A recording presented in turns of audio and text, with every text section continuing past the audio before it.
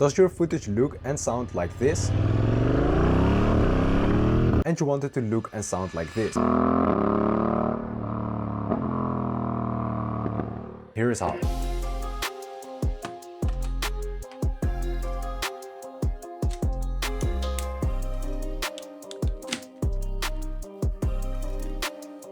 Let's go.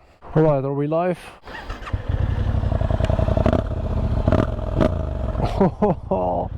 That sounds super good. Alright, I'm Ichiri. I filmed more than 50 videos with the GoPro 10 and it took a lot of trial and error to get it right. So I'll save you the trouble and walk you through my full setup step by step. Let's start with the GoPro settings. I film in 4K and 30 FPS. The GoPro can shoot in 5.3K, but the file sizes do get a lot bigger and the image quality is pretty much the same in my opinion. I use 30 FPS because there's already a lot of movement on a motorcycle, like the extra frames I think make it look a bit smoother. If I want a more cinematic look with more motion blur, I do switch to 24 FPS, but I usually just keep that for the POV rides only. Lens is set to super view so you can capture as much as possible. Hyper smooth is standard. That is the sweet spot in my opinion. Boost is gonna crop in way too much and it's also gonna make the footage look boring. Like, we're still on a motorcycle, so I need you to feel that, like the bumps, the shifts and the acceleration. But turning it off completely is gonna make your footage hard to watch. Now scroll down a bit to Pro Tune and choose a high bitrate for better video quality. Your files will be larger, but that is because the GoPro saves more detail. Then for the shutter speed, you always want to be at double your frame rate. It's called the 100-degree shutter speed rule or something. So because I'm using 30 FPS, I'll set my shutter speed to 1/60, and this is gonna make your footage have that natural motion blur, and it's also gonna be way more cinematic and immersive. But there is a catch. If you use the settings like this, your footage is going to be completely overexposed. Here, let me show you. So let me just try and do this. Wait, let me get some speed.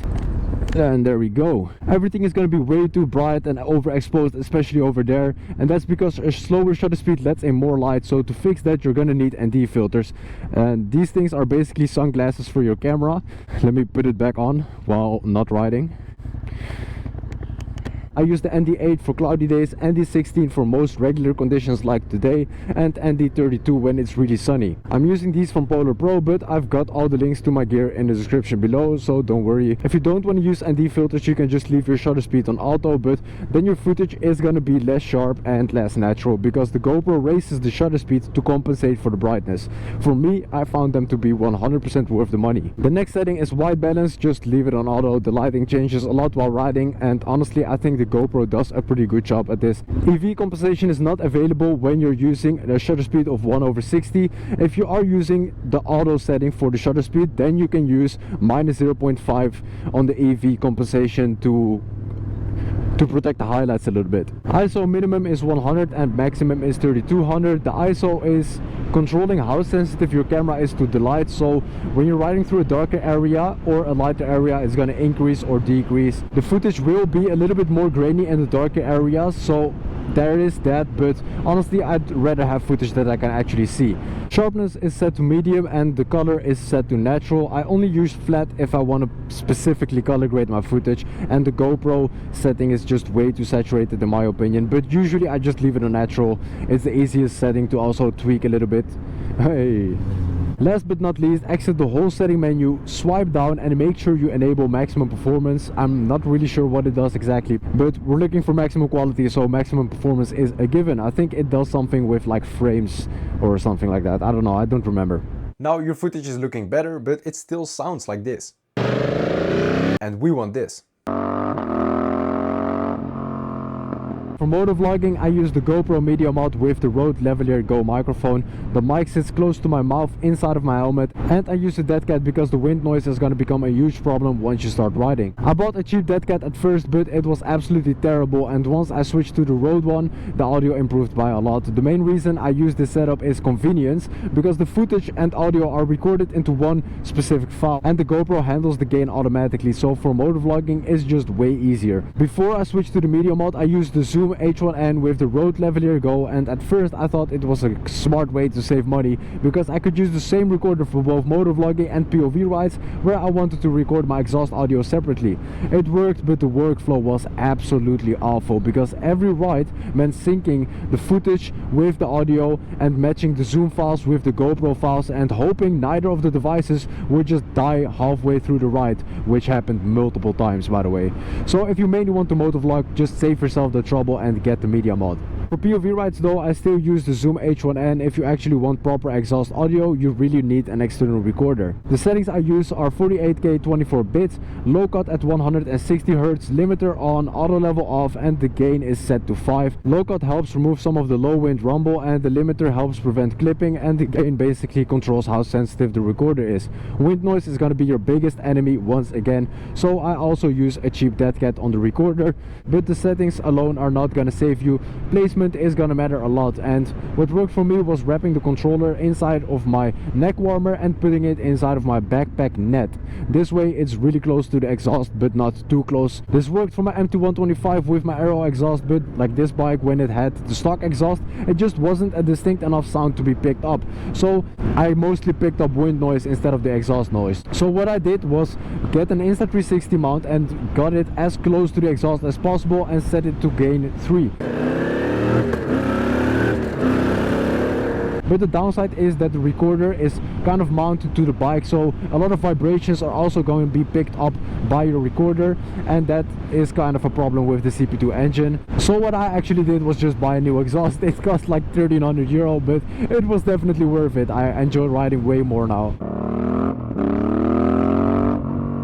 But as some of you might know, my setup has changed quite a bit over time. I've just recently bought a drone and also the DJI Osmo Action 6. So I'll make a separate video breaking down my current setup soon. Subscribe if you don't want to miss that, and leave a like if you think this video helped you out. What a beautiful view, by the way. Oh, it's such a nice day. It's actually really hot. It's like 25 degrees. Well, it's not really hot, but it's like 25 degrees, and if you're standing still, you're gonna be sweating. But if you're riding on a motorcycle, you actually have a really nice and cool breeze. Alright, once I get home from my motorcycle ride, the job is still not done. It's time for the final touches. First thing I do when I get home is take out all of the SD cards, and this is where I use the Freewell dual card reader. I've got GoPro footage, audio, and sometimes extra shots from my Insta360, and all of that needs to be transferred, organized, and edited. This used to take me way too long because the laptop SD card reader is terribly slow, but the Freewell Duo can read 2 cards at the same time, and it supports both regular SD card and micro SD cards. Uses USB-C and transfers files really fast, which makes a big difference when you're working with big 4K files. What I also like about this thing is that it doubles as a storage case, so you can just keep all your SD cards nice and organized. It's also just plug and play. You just plug in the USB-C and it can work with a tablet, iPhone, and laptop, pretty much anything. For the iPhone, you do need to be a little bit careful because it only works with the newer models, so iPhone 15, 16, 17. Yeah, if you're interested, get yours in the description down below. After transferring and ordering my files, I bring everything into CapCut, and if I use the Zoom H1n, I have to sync the audio first and then start cutting. Usually I'll clap 3 times in the beginning of the clips to help me with that. From there, I go through the footage, remove boring parts, keep the best riding moments, add some B-roll where necessary, and finally I do some basic color correction. Nothing too crazy. Usually I just tweak the exposure a bit, upgrade the contrast, increase saturation or highlights, and then I think it's good enough. And that's gonna be my full motovlogging setup for the GoPro Hero 10. This is what I use to make videos, and